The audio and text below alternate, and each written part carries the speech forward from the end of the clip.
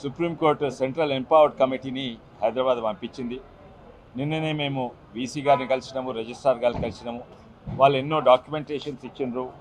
రఘునందన్ రావు గారు మరి ఈటల గారు దాని మీద పరిశీలన చేసి మేమందరం కూడా చేసినాము.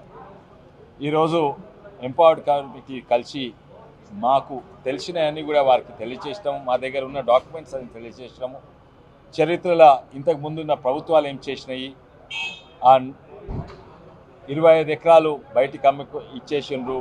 మధ్యల నుంచి కోవిడ్ అటున్నప్పుడు ఇంతకుముందున్న ప్రభుత్వము బుల్డోజర్లు పెట్టి 18 ఎకరాలు బుల్డోజర్లు పెట్టి రోడ్ వేసిండ్రు.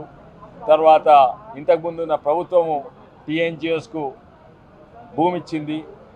ఇవన్నీ కూడా చెప్పినాము. అట్లనే ఆ ఎంఓయూస్ మా దగ్గర ఉన్నాయి, చూపెట్టినాము. ఆ ఎంఓయూస్ ఇన్వాలిడ్ అని కూడా రఘునందన్ రావు గారు తను ఒక సుప్రీంకోర్టు ఇంకా హైకోర్టుల లాయర్, వారు కూడా చెప్పిండ్రు. ఈ డాక్యుమెంట్స్ అన్నీ ఇచ్చిండ్రు.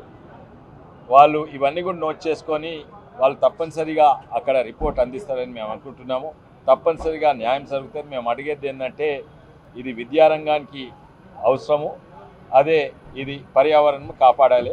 మీరు ఎట్లయినా చేసి ఆ 2324 ఎకరాలైనా లేకుంటే అది కలెక్టర్ గారు రంగారెడ్డి కలెక్టర్ 2012 2185 ఎకర్స్ అవి ఎట్లా యూనివర్సిటీ కేటాయించాలని మా విజ్ఞప్తి.